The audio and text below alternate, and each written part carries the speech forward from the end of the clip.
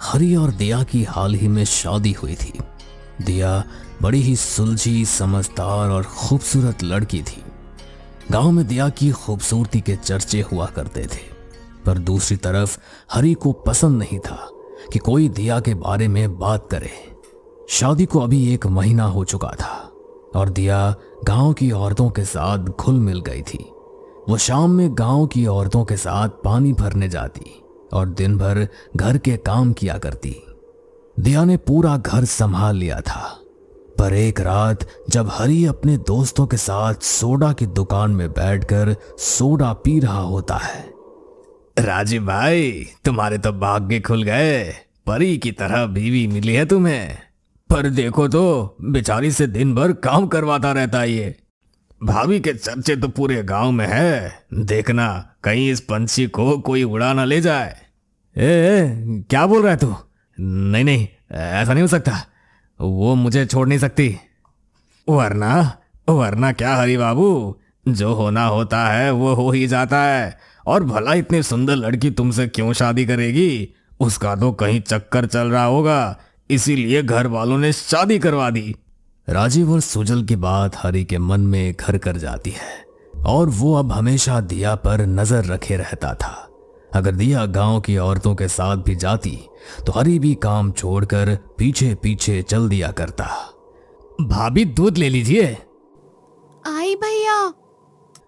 दिया जब दूध का बर्तन लेकर बाहर आई, उसने देखा हरी दूध वाले को बड़े बुरे तरह से डांट लगा रहा होता है। क्या भाई, अकेली औरत देखी नहीं कि आ गए दूध बेचने? जाओ जाओ, आज के बाद नहीं लेंगे दूध। दिया को हरी का बर्ताव अब काफी अजीब लगने लगा था।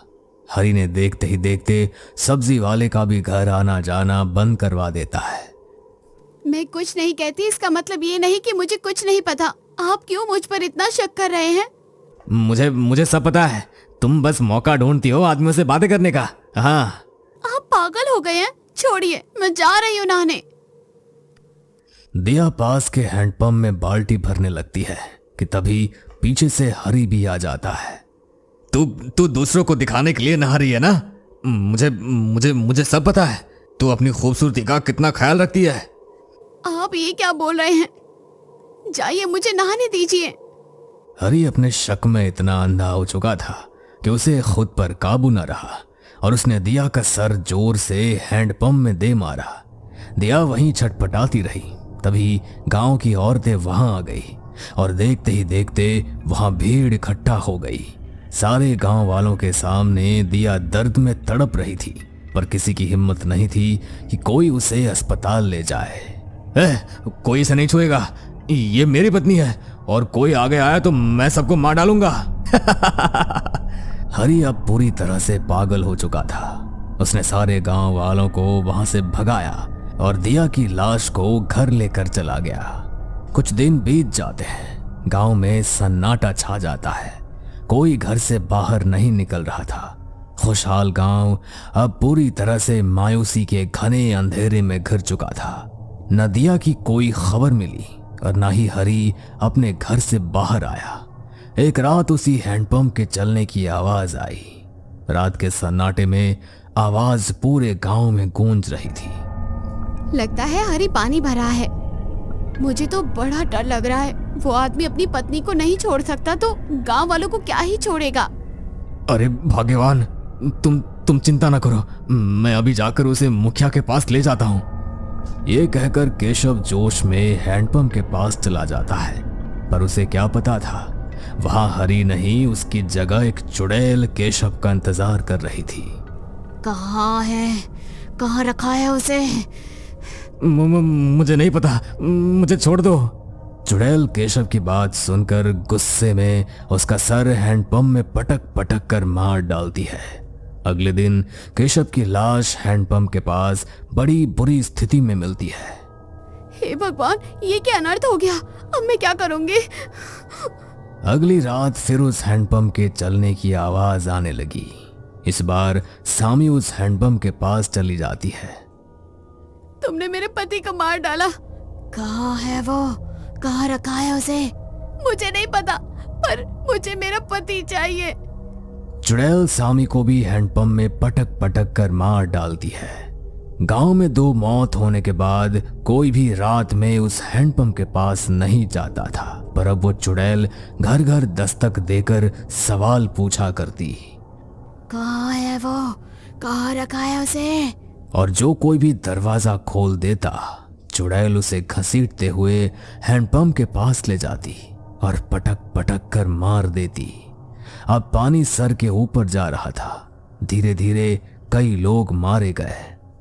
सरपंच जी, कब तक ऐसी चुप्पी साधी रहिएगा? ना आपने तब कुछ किया जब हरी ने अपनी पत्नी को मार डाला, और ना अब कर रहे हो जब वो चुड़ैल रोज किसी न किसी को मार रही है।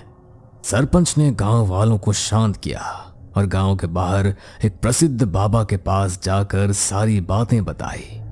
तुम लोगों ने उसकी मदद नहीं की, और अब वो जो जानना चाहती है हमें उसे वो बताना होगा। बाबा गांव आ जाते हैं और हैंडपंप को रक्षा सूत्र से बांधकर हवन की तैयारी करने लगते हैं। बाबा ने खुद की सुरक्षा के लिए गांव वालों को मंत्र दिया होता है। रात हो जाती है। सारे गांव वाले डरे सहमे अपने अपने घर पर बाबा के दिए गए मंत्रों का जाप कर रहे होते हैं कि तभी चुड़ैल हैंडपंप के पास आ जाती है और जोर जोर से रोने लगती है। दर्द हो रहा है मुझे, बहुत दर्द। कब तक होगा? जब तक मुझे वो नहीं मिलता जिसे मैं ढूंढ रही हूँ। क्या ढूंढ रही है तू? शांति। मुझे शांति चाहिए, मुक्ति चाहिए। वो इंसान चाहिए जिसने मुझे ऐसी मौत दी है जो मैं नहीं चाहती थी। कहाँ रखा है मेरी लाश को? उसने ढूंढो ढूंढो, वरना सबको मार डालूंगी मैं। चुड़ैल दर्द से रोने लगती है। बाबा सरपंच और बाकियों को यह आदेश देते हैं कि हरी को वो लेकर आए। जब सब हरी के घर पहुंचते हैं, हरी, हरी, हमें पता है कि तुम अंदर हो, बाहर आओ वरना हम दरवाजे को तोड़ देंगे। काफी देर तक दस्तक देने के बाद भी हरी दरवाजा नहीं खोलता, इसलिए सारे गांव वाले मिलकर दरवाजे को तोड़ देते हैं। अंदर से काफी बुरी बदबू आ रही होती है और हरी जमीन पर बैठा रो रहा होता है। माफी माफी माफी, मैंने तुम्हें मारा है ना, पर क्या करूं, तुमसे बहुत प्यार करता हूं। हरी ने दिया की लाश को चेयर से बांध रखा था और उसे बातें किया करता था। सारे गांव वालों ने हरी को वहां से निकाला और बाबा के पास ले गए। चुड़ैल हरी को देखकर जोरों से हंसने लगती है। आ गया तू, अब मैं अपना बदला लूंगी। हरी चुड़ैल को देखकर पहचान जाता है कि वो ही दिया है और भागते हुए चुड़ैल के पास चला जाता है। दिया, तुम्हें पता है मैंने तुम्हें कहां नहीं ढूंढा? चलो घर चलो दिया।